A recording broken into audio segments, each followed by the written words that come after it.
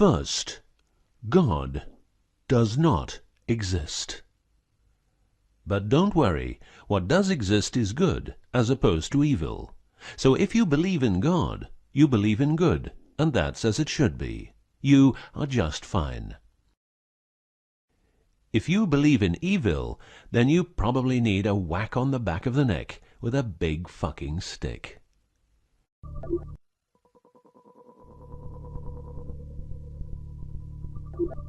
Around 5000 BC, we, Homo sapiens, were genetically modified by space aliens. These aliens first landed where the river Euphrates enters the Persian Gulf. The reason is that in that area, a high concentration of what is called monatomic gold is found in the seawater, while nowadays the highest concentration is found on the islands of Hawaii. The aliens were members of the Anunnaki Empire, and were on a quest to find this metal that is supposed to enhance and repair all bodily functions and stop the body from aging. Monatomic gold is what is called a superconductive metal. Superconductivity means that if you transport, for example, electricity through a line made of this material, you would not lose any energy as a result of heat dissipation. So if you input 100% of energy, you also output 100% of energy. Now apply this principle to your brain, which is a huge, sensitive electrical machine. The monatomic gold makes your neural pathways act like quantum drive superhighways. This means that all your senses will receive input optimally. In turn, these inputs will be processed optimally, and those parts of your brain you don't use will become more active, so enhancing your memory, making you better understand problems, allowing you to sense evil, detecting lies, becoming telepathic, and even being able to time travel in your mind by seeing the past or the future.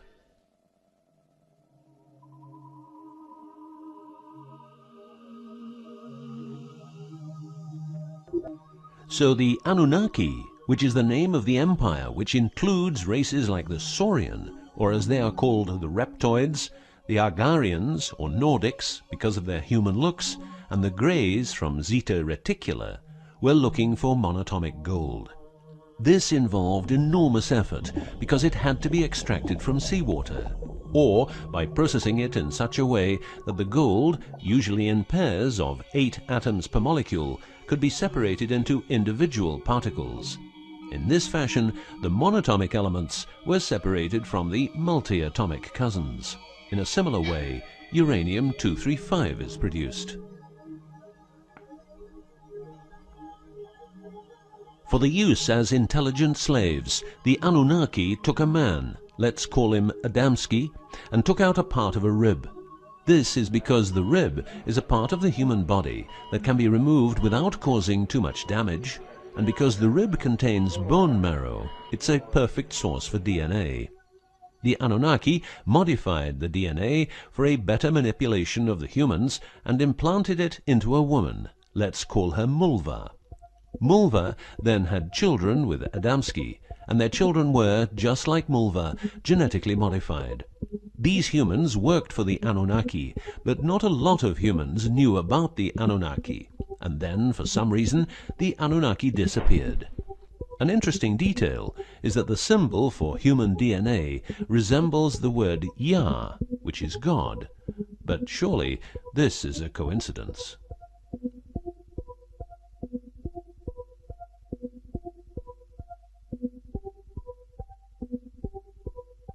Now, some humans received part of the knowledge of the Anunnaki. The last known humans were the Jewish people who carried the Ark on their journey from Egypt to the Promised Land. Before them, the Ark was in the lands of the Sumerians, Babylonians, and Tibetans. This Ark, not the Ark of Noah, was known to have powers beyond human imagination. It could levitate and deliver the fire of stars, a dangerous firework-like display of power that occurred when the monatomic elements became unstable. To make them stable again, you needed to know certain secrets, and with those secrets you could preserve the Ark and thus its powers. The humans who were close to the secrets of the Ark had long and prosperous lives. The best known was Methuselah, who lived to the age of 950. Wherever the Ark is, the culture thrives, and over the centuries it moved from Jerusalem to Rome to London, and is now supposed to be in the United States of America.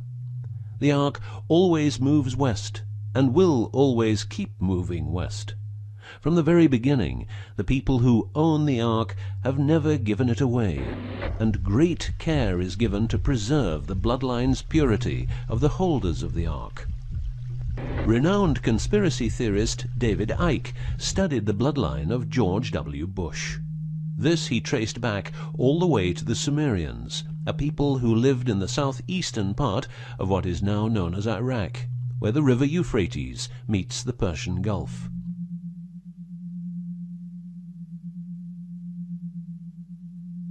The secrets of the elements of the Ark, scientifically known as ORMs, orbitally rearranged monatomic elements, are nowadays hidden by secret societies that have control over society worldwide.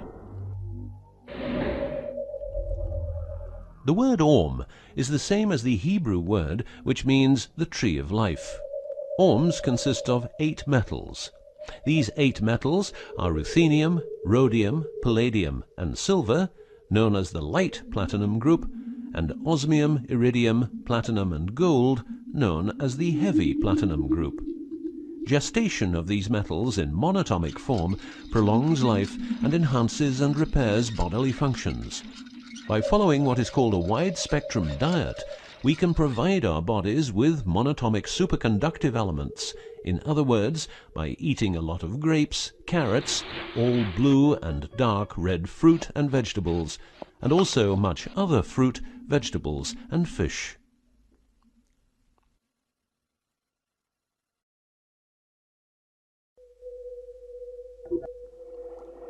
There are countless fragments of footage shot by both Russian and American astronauts, which show the vast number of lights that seem to be attracted by releases of electromagnetic energies by both the Earth and man-made objects such as satellites. In Building 8 of the Johnson Space Center in Texas, the USA, high-resolution pictures taken by satellites are photoshopped each day to remove proof of aliens. In the film The Secret NASA Transmissions, the footage, it becomes clear that astronauts have grown accustomed to these strange anomalies, and that even in 2000, an unprecedented cooperation between NASA, the Russian Space Agency, and a committee of UFO experts was formed to share knowledge on this subject. To better understand this whole story, a few revelations are in place. Everything vibrates because atoms vibrate, and that is because the subatomic particles are in harmonic resonance, a fancy word for vibration and keeping themselves in equilibrium. Gravity is vibration generated by the presence of mass, and it can be neutralized by altering the harmonic resonance of the gravitational field. In other words, if you generate vibrations, you can alter gravity, and with superconductive materials, the amount of energy needed for generating the vibrations is greatly reduced. A practical example of reducing one vibration with other vibrations is the use of anti-sound. If you instantaneously produce the exact opposite waveform that comes towards you in the form of sound, the sound will cease to exist. This is called destructive interference. One of the forms of creating anti-gravity is called auditive levitation, a method used by Tibetan monks to elevate rocks over 250 meters high and 250 meters distance. By arranging drums and trumpets extremely precisely, together with some 100 men chanting, all arranged in a precise manner, the monks, after about 5 minutes, could levitate a rock weighing a ton and place it exactly where they wanted it. Theorists around the world theorize that huge monuments like those of the Egyptians and Mayan people were built this way. Other examples of anti-gravity we find in the vast amount of UFO sightings. These UFO sightings are actually experiments run by governments in their search for anti-gravity propulsion. So, if the technique is known, why don't we all transport using anti-gravity propulsion? For each year of technological advance, the military advances 44 years. All science is merely a means to an end. The means is knowledge. The end is control. Who will be the beneficiary? What do they want? What they want is control. The establishment of a global economy which is totally predictable and can be manipulated in every sense. Ein Volk, ein Reich, ein Führer. What I am saying is that the vast majority of people is being controlled by the established upper class. I know this is like the plot of a bad movie, but stay with me for a minute. Anti-gravity exists. The ability for everyone to be a genius exists. Aliens exist, and much more efficient ways of producing energy exist. For example, the mighty engine, which produces the same amount of energy as a normal engine, but only using 5% of the fuel a normal engine uses. Or the PAP engine, which without fuel, only driven by the power of zero-point energy and a small amount of noble gases, can deliver 500 horsepower for a period of 10 years. Or the Maternita machine of the Maternita commune, which has delivered 3 to 4 kilowatts out of thin air for the last 20 years. What would be the consequences for the upper class if they lose their monopolistic knowledge? What would happen to them if people would know about the secrets they're holding for us? If I don't need any more gasoline, what would happen? If I don't need any more electricity or gas, what would happen? If I don't need any more medicines from the pharmaceutical industry, what would happen? In order to ensure their powers, the upper class, some call them the Illuminati, handles a strict agenda. The agenda has the aim to prepare the world for world domination, beginning in the US and Europe. According to conspiracy theorists around the world, this is what they are doing as preparation. By the way, these people are extremely smart and fanatic, extremely rich, and they have tried it before. Then they were called the Nazis.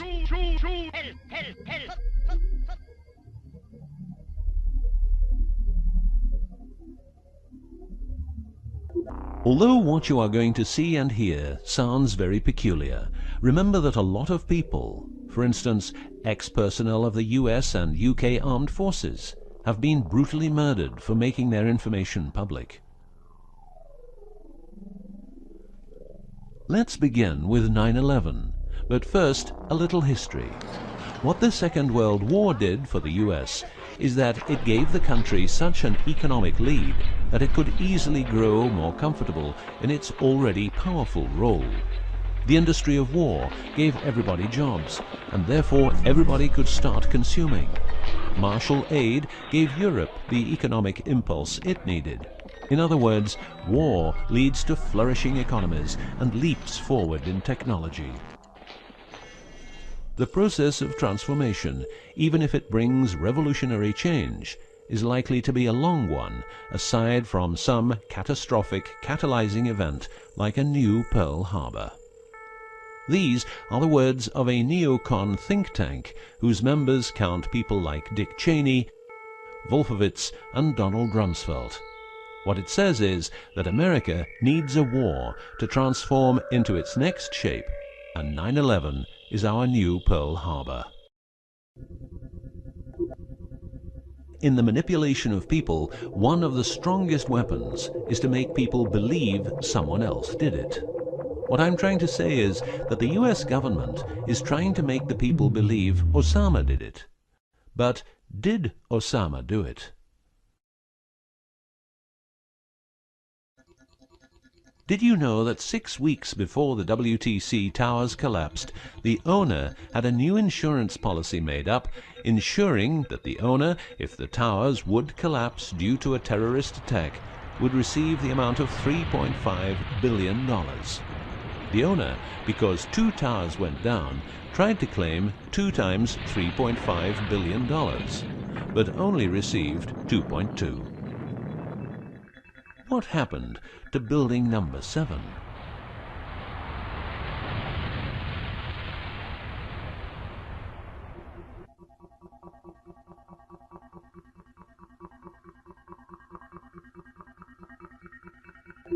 In order to control people who can be a hazard to the bad guys have control of a number of tools.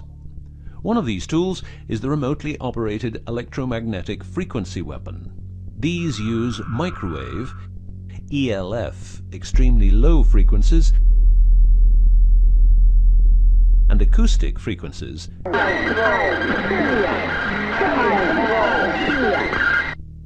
to covertly attack and harass innocent citizens. The use of frequency weapons on humans for behavioral control and murder is not new. For well over 50 years, neuro-electromagnetic frequency weapons have been perfected for their covert use in warfare. These classified, non-lethal or silent weapons, as they are known in the trade, have also been perfected by experimenting on an innocent and unsuspecting public since their early development. Directing a beam of frequencies to a human can cause a series of effects. A well-known effect is ELFs causing nausea, headaches, wild racing heart without cause, sudden violent itching in different parts of the body. A frequency weapon can look like this, or like this. Its shape depends on how frequencies have to be directed to the target. Did you know that the US Patent and Trademark Office holds a vast amount of patents for machines which can be used in direct or subliminal mind control systems? Here are a few. Method and system for altering consciousness. Superimposing method and apparatus useful for subliminal messages, subliminal message generator. Enough about the frequency weapons. Check this link to learn more.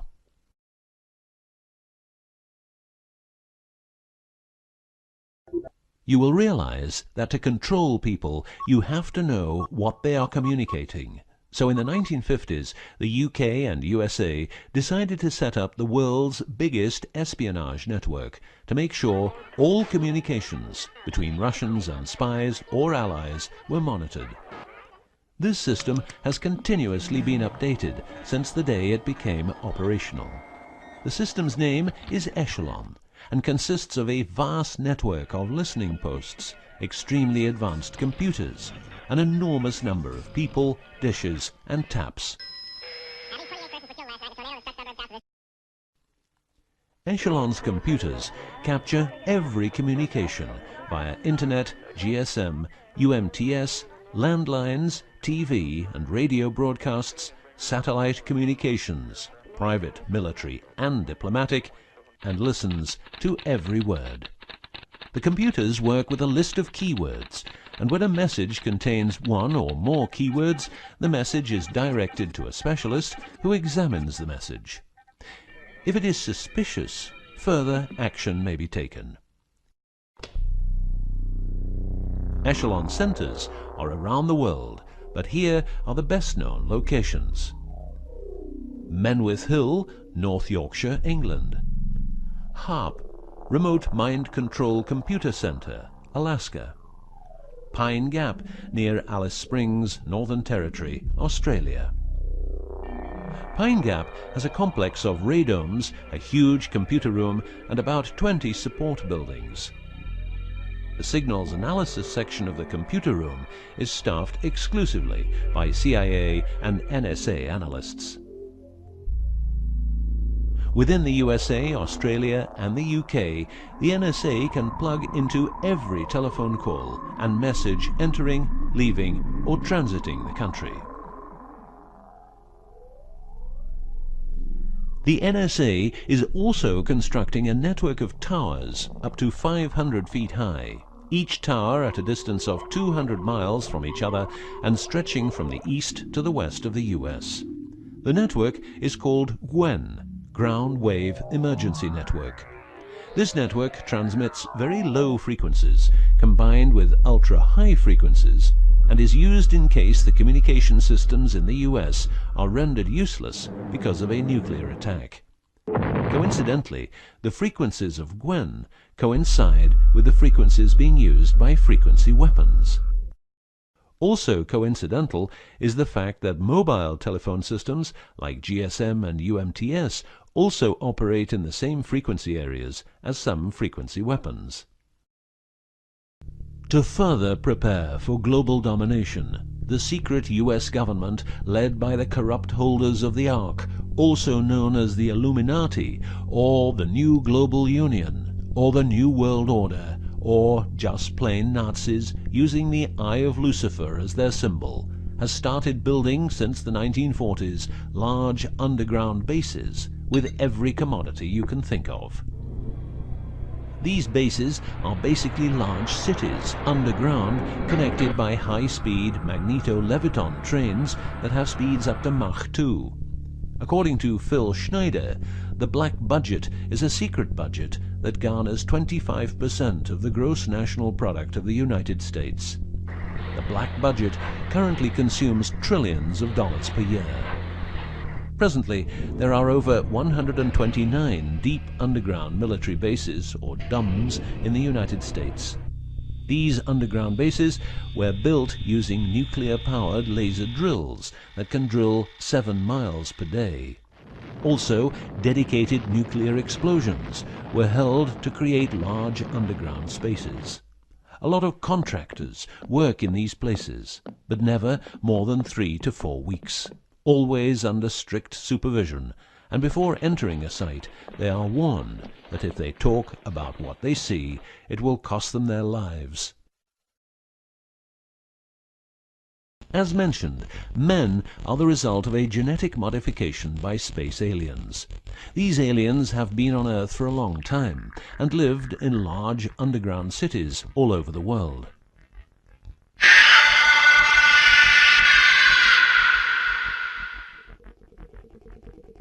Collaboration with modern governments began as early as 1933 with the Bavarian Illuminati and Thule secret societies, and this collaboration was brought into America via the CIA, which was established with the help of American Nazi agents as well as European Nazis who were brought into America through Project Paperclip and other operations.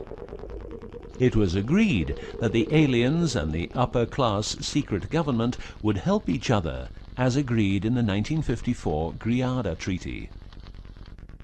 By 1979, the aliens didn't respect the treaty at all, and it was in this year when, at Dulce Air Force Base, a huge underground base was being built, and during excavation, an underground alien city was discovered. There are several species of aliens working with the US at the Underground 7 level facility at the Alien US Government Biogenetic Research Base in Dulce, New Mexico. The reason they help the US government is because the aliens need space here on Earth for conducting experiments on humans and storing humans in suspended states for reasons unknown. In exchange, the aliens give the US government technology. Examples of these technologies are stealth aircraft, anti-gravity propulsion, genetic research, quantum technologies, computer technology, biological warfare, medicine, GSM, etc. The greatest weapon the devil has is the disbelief people have in him. The devil represents evil, and those who want to dominate are the evil ones because they keep their knowledge from saving lives and improving the world. Instead, the evil ones will make the people more docile and stupid, using more tricks in order to achieve their goal, which is world and universal domination. The story of the aliens seems so unreal that, like the devil, it is subject to ignorance and ridicule, and that is its greatest weapon. In the past and present, the evil ones have tried a number of methods and products to manipulate people. AIDS, invented by a laboratory in Chicago, Illinois in 1972. It was a biological weapon to be used against the people of the United States. Second, the US government has a Tesla device to generate earthquakes. NASA only landed on the moon once. Almost 90% of drugs trafficking is organized by the biggest secret services in the world, like CIA, NSA, MI5, MI6, and so on. Since the US is in Afghanistan, poppy production has reached an all-time high, and never has there been so much heroin on the market. People who don't need drugs needn't worry. Their needs are covered by the pharmaceutical industry. The global warming story is a hoax. The Earth is warming up, but not as a result of CO2 produced by man, but because the cycle of the Earth is just like it is. Remember that 10,000 years ago, the whole northern part of the world was covered in ice. It's what we call an ice age. The Ark, in its recent form, started its journey in the deserts of Egypt and was carried to the Holy Land by the Jewish people. In Jerusalem, the Ark started its journey around the world heading west.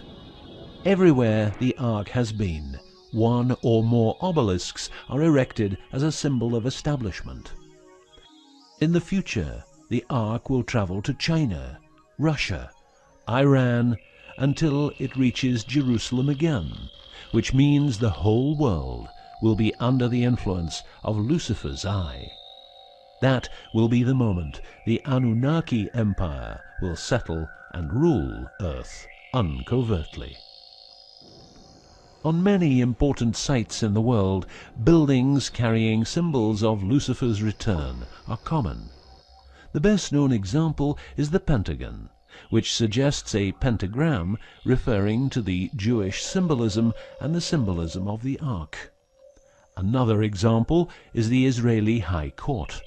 It's a building with dozens of satanic and secret symbols.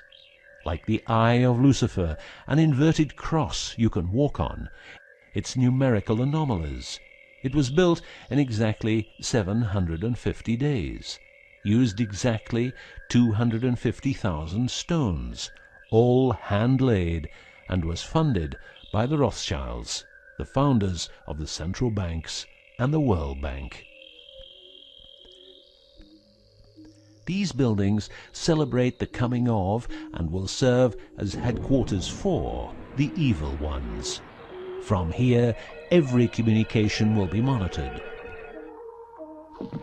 The underground cities will then be used as detention camps, where the bodies of resistance people will be converted into soulless zombies. The army of the NWO and its intelligence agencies will be able to track and trace everybody on Earth and influence their opinions or simply dispose of them. Socially, everybody will be watched by their neighbors and friends and mobbed if they have different opinions.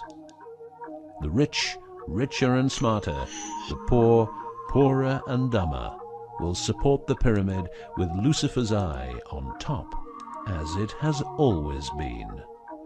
This will be the future, and the future is now.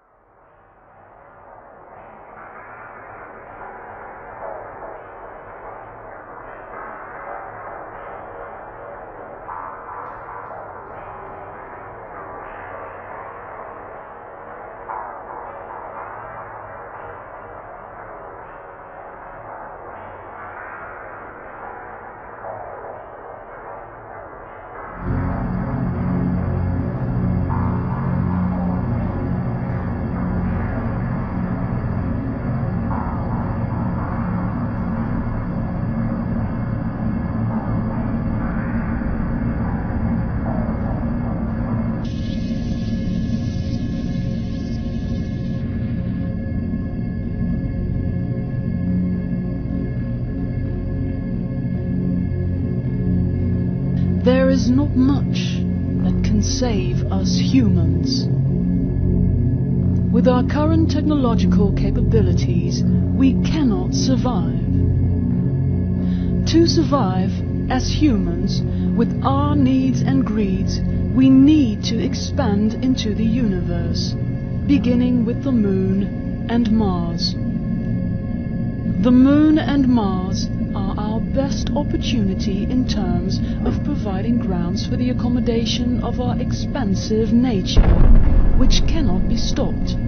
So we need technology to provide us grounds and possibilities. Technology is not entirely there yet, but in a few generations it will be. If we don't follow the steps of stupidity, which we probably will.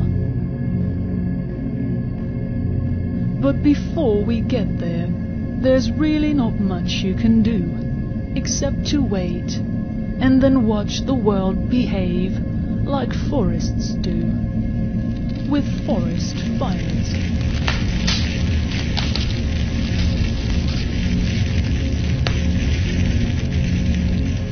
You probably think the necessity of going to the Moon and Mars is not great. Think again. In no more than 6 generations, the limits will be reached, and we need at least 12 generations to have a minimum of infrastructure on the Moon. The Moon and Mars won't be going anywhere anytime soon. So the only thing you can do is stay positive and learn and study for the rest of your life. We can only survive ourselves if we all do this. Only then can we go to the Moon and Mars and beyond. But it will never happen. It will never happen. We are FUBAR.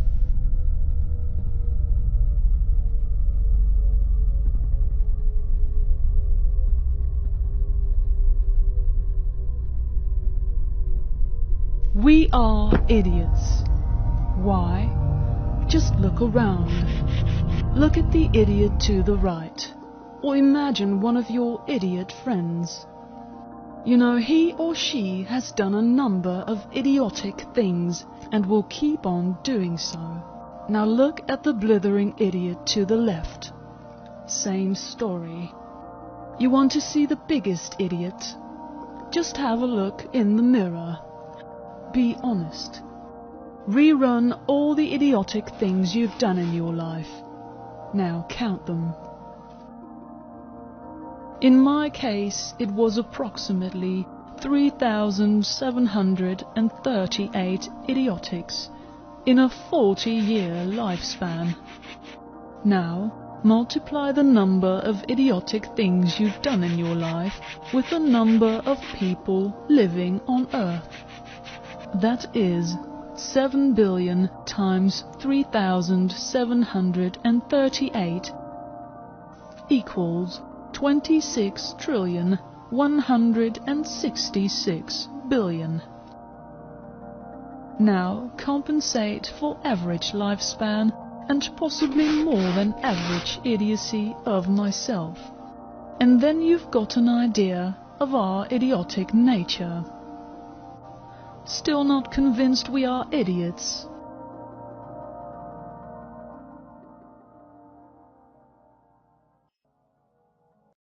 Let me give you a few examples. The world's population is rising exponentially. 2 babies per second. And yet we are having more and more babies faster than we can say diaper. We will do anything to protect our children. But we don't think about the world and her inability to feed and house everybody. We are putting our children in a place that is going to explode. But we don't see it. Another example. Our seas have reached exhaustion as a result of extensive fishing, yet we refuse to stop fishing to let the fish population grow back. 70 million sharks are caught every year for their fins, amongst others, and more cooking TV programs learn us how to prepare the most wonderful dishes of the seas, increasing the demand. That our friends the fish are disappearing faster than you can say tuna. In the Second World War, there was an area north of Britain in the sea where Allied ships, including fishing boats, were attacked continuously by German U-boats called wolf packs. As a result, the British government claimed the area a no-go area, which meant nobody, including fishing boats, could enter the area. The area was closed until the end of the war, 3 years later. In those 3 years, the fish population exploded. But will we make our seas a no-go area? Never. Not even if we let current fishermen catch 10% current quota and pay them additionally for patrolling the seas to help catch poachers.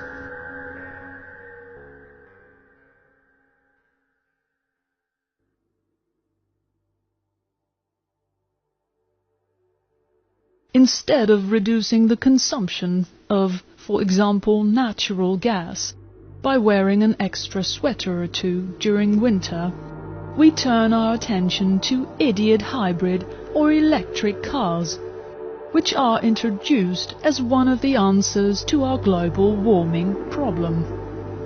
Which is a problem, but not caused by humans. Do you see what I mean? We can reduce instantaneously our usage of natural gas by simply wearing a few extra sweaters.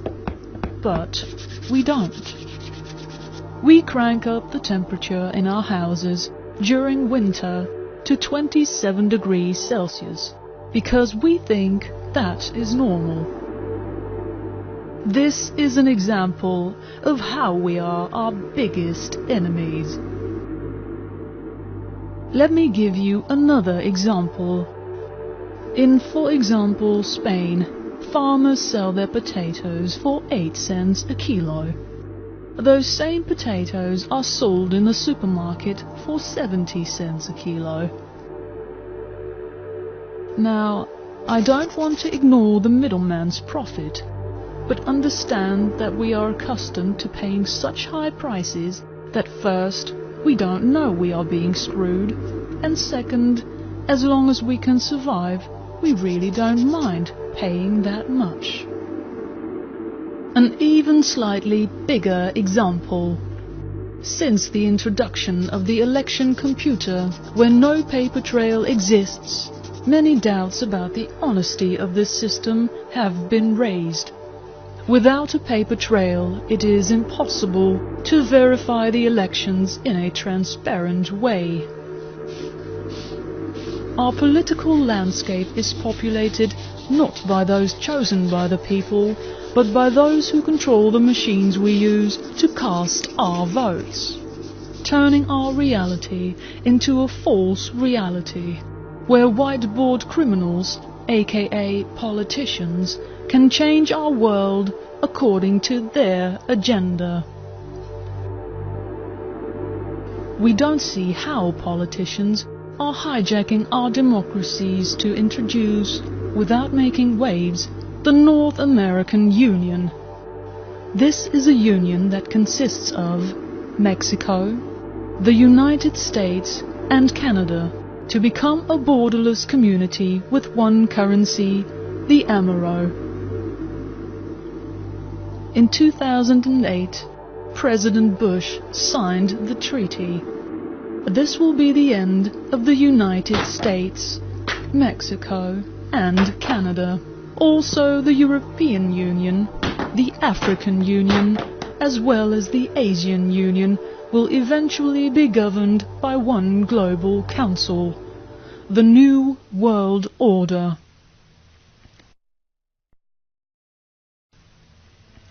Earth is dying.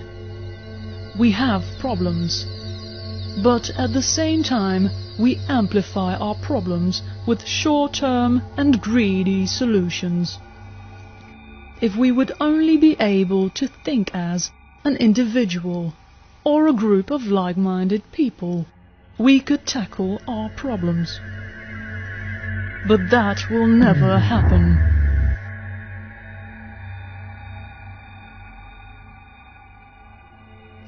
Why?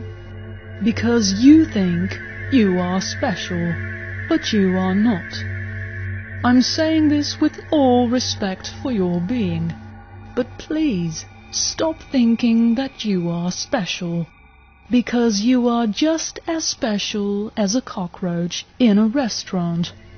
You have the potential to be special, but you probably didn't pay the price. Therefore, you are not. And this is how the global elite sees you, as cattle. If you will not use your intelligence, then you are no better than animals who do not have intelligence. And not only are you a beast of burden, but also the steak on the table by choice and consent.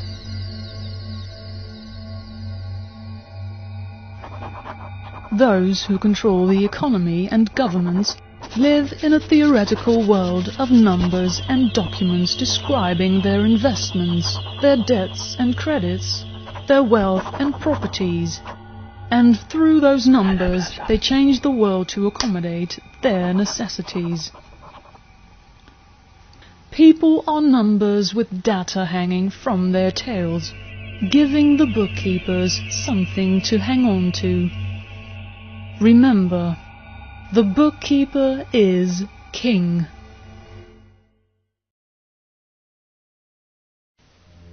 To have a realization of how the world works, you need to study and observe for a lengthy period of time.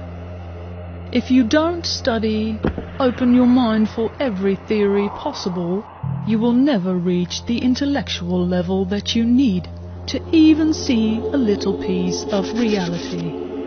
Remember that what you see is like what you see when you look through a keyhole. It's just a little piece of reality. Reality is not something that occurred just like that.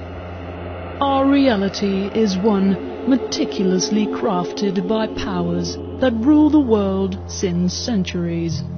If you believe in God, no offense, you believe in an idea that over the millennia has been perfected by the ruling classes. The same thing goes for money, which really only exists because we believe in banks, not because those banks can vouch for the real value of the money owned by the people. And publicists, journalists, most writers and filmmakers provide information while being afraid of the public opinion or their employers, censoring themselves in a way, offering us biased truths. The elite know we are living in the 11th hour, and they know secrets inherited throughout history from the Anunnaki knowledge up until present day, including Sumerian, Greek, Egyptian, Mayan, Hebrew, and Nazi secrets. And those secrets are kept from the public because they know that they will lose their power and influence as soon as the general population learns from them.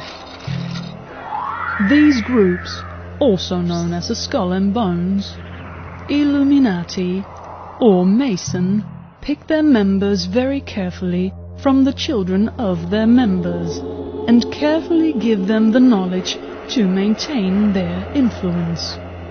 They know the truth lies in mathematics and geometry. They know death is near and time is short, and now you know that they know that you don't know what they know. We haven't the foggiest idea.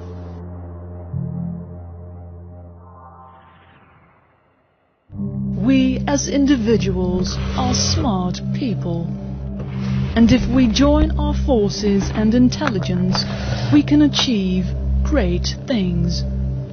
But we as species have a combined intelligence no higher than 50 on the IQ scale.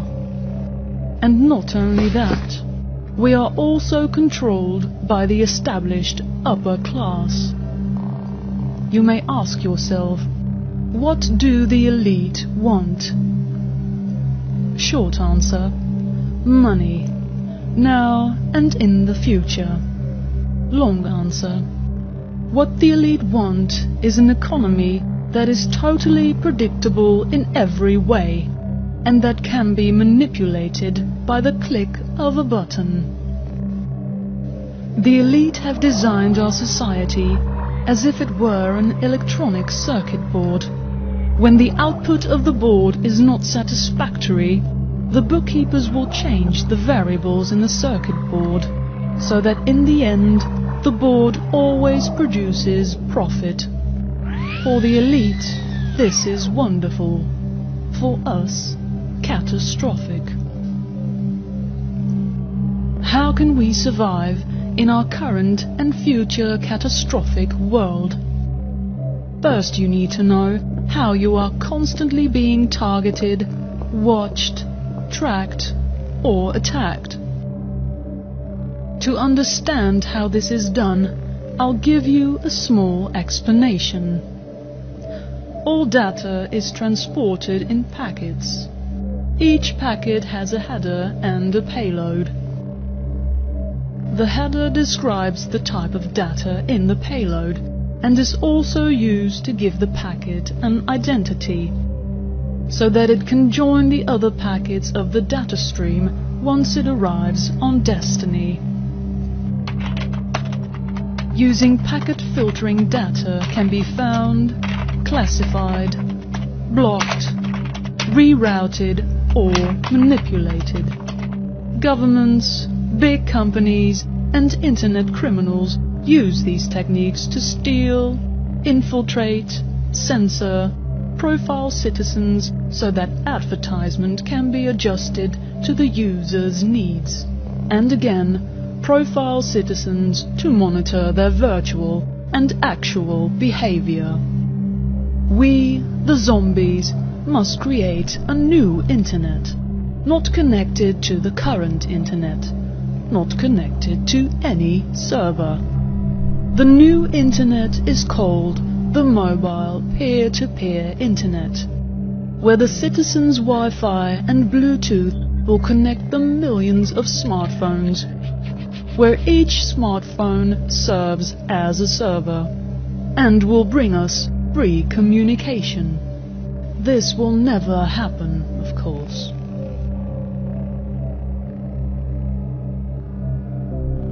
To control us, the upper class keeps the public undisciplined and ignorant of the basic system principles on the one hand, while keeping them confused, disorganized, and distracted with matters of no real importance on the other hand. This is achieved by providing a low-quality program of public education in mathematics, logic, systems design, and economics. The media offers matters of no real importance. They keep you away from the real important issues and offering public entertainment below a 6th grade level. Governments rewrite history and law and subject the public to deviant creations to shift their thinking from personal needs to highly fabricated outside priorities. An example of shifts in the mind of the public is the following story. Right after the 9/11 attacks, there were anthrax attacks by mail throughout the United States of America. These attacks resulted in a national fear so intense that even people in states like Arkansas feared an attack by Al-Qaeda. Remember that the anthrax that was used was possibly anthrax from a US military installation. The FBI, in an ungraceful moment right after 9/11, destroyed the one thing that could prove a link between the anthrax used in the terrorist attacks and the anthrax owned by the military, the Ames anthrax strain, destroying possible links between the attacks and the government. There are many so-called red flags that indicate that the official 9/11 history is false, or that at least something strange is going on. This means that since 9/11 we are possibly living in a world with a false history. We, the zombies, will never know what happened. But there is one thing that we, the zombies, are experts in. We are experts in watching television. Most of us watch television approximately 4 hours a day. In our television watching careers, we have seen on average a number of approximately 50 controlled demolitions. In other words, we know how a controlled demolition looks like. Like this. Like this. Or like this. This one and this one. And if that's not enough, check this controlled demolition expert. Or this. This.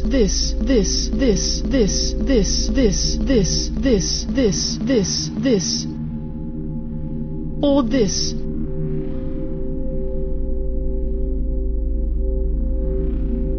Nothing more to say. Do your own bloody research.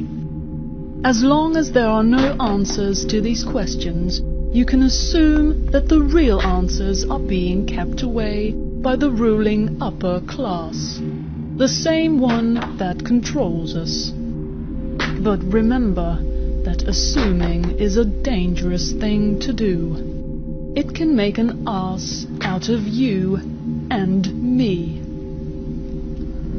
But still, the writer of this film thinks that there is one way to prove if the towers were taken down by explosives or that it was just the plane crashes.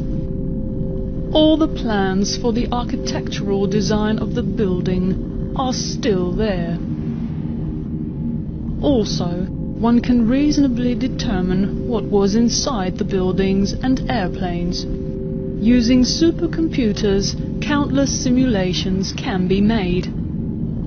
And the filmmaker bets his sorry, bleeding that not one of the simulations will give the same results as we witnessed on 9/11. Bloody mathematics can guide us to the truth. War is the best business ever, and history is written by the conquerors. It's now time to let the people be the conquerors, beginning with a silent revolution. So what can you do to change how the world is developing? Actually, not much. We, the zombies, are used to being directed to what we think we need. Human beings are machines, levers which may be grasped and turned, and there is little real difference between automating a society and automating a shoe factory.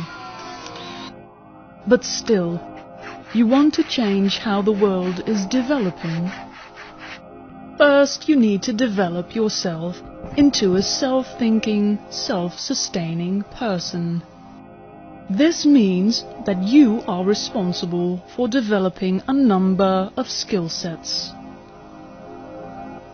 The first skill set you have to develop is your intelligence. The first step in becoming intelligent is the wish to become intelligent.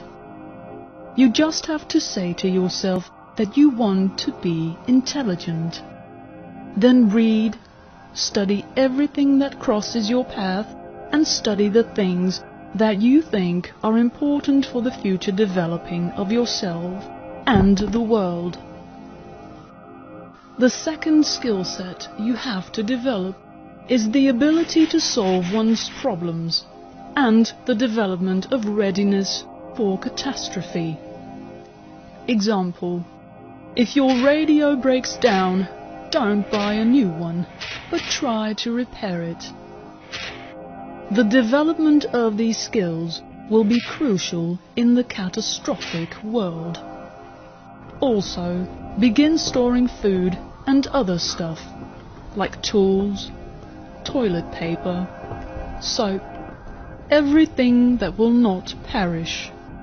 Books covering a wide range of practical information as well as entertaining books. Stockpiling toilet paper may seem exaggerated, but during wars, people have been known to pay up to hundreds of dollars for just one roll. Simple stuff like teepee and deodorant bring the feeling of being human in times of despair, and can be used for bartering. The third skill set is the development of defensive and offensive skills, both offline and online, to protect oneself from corrupt governments, but also criminals and profiteers. The rule of thumb is trust no one, share no information, and be honorable. Always. Practice martial arts like Muay Thai, Krav Maga, Sistema, or others, of course. For a start in online protection, I will give you a summary of a document with the name Secret 020, which you can find on the internet. It's a document written by those twats from Anonymous. It's good though.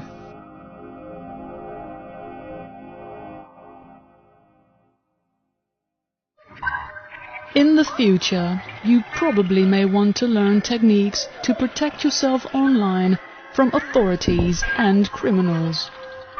Your safety depends mainly on two things: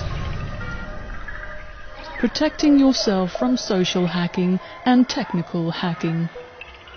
Example: suppose you were born in a city called Nerdegrad. A lot of people use the name of the city they were born in as a password. Things like place of birth, date of birth, current address can be easily obtained by hackers simply looking at social media.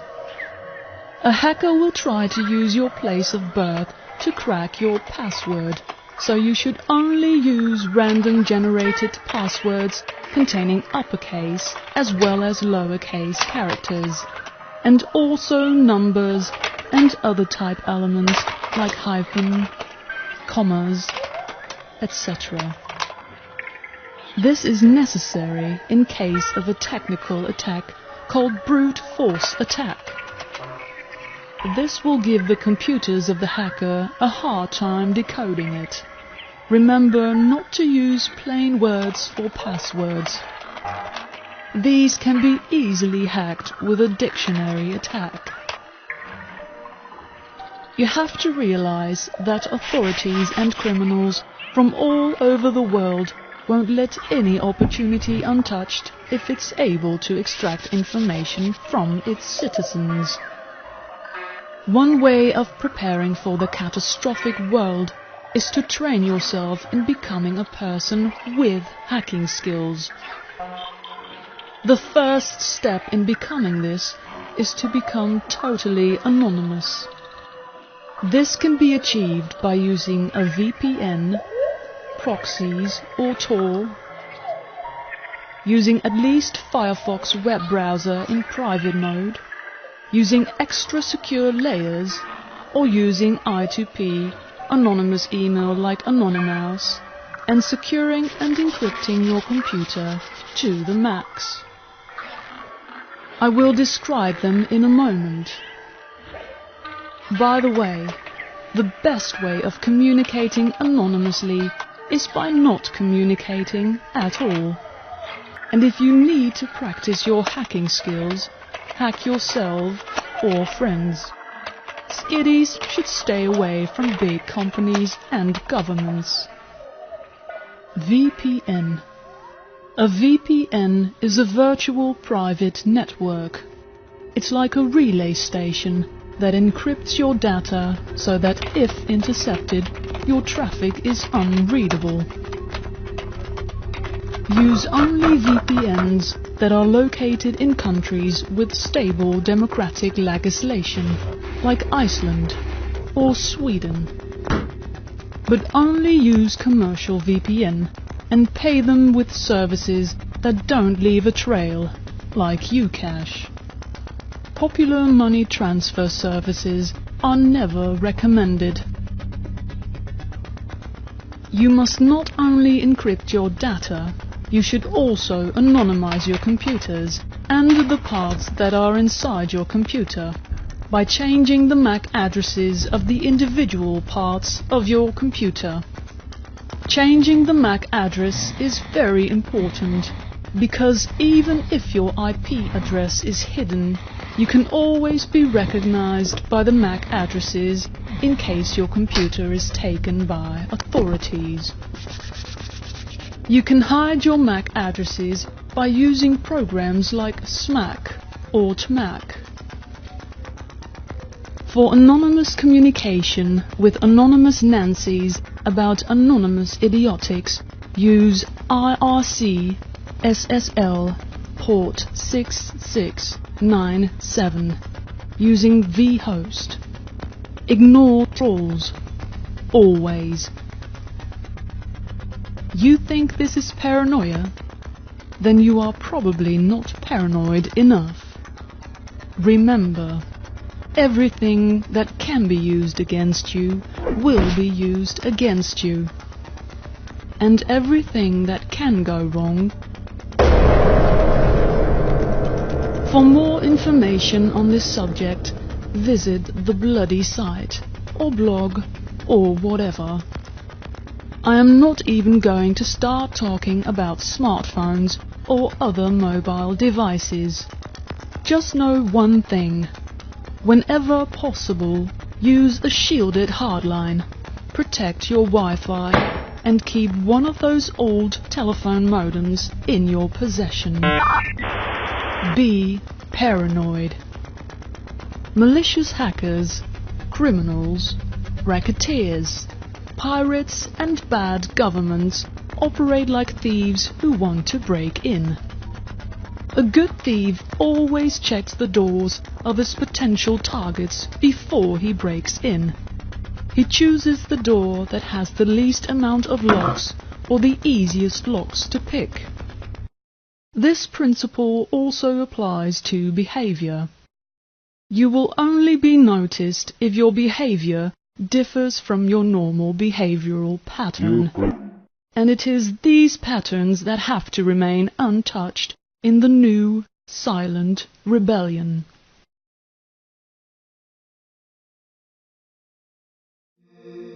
The Third World War has already begun. Stabilizing our world is impossible because of too much greed and too much population. Evil, as well as good, is inside us. but we don't recognize which is what.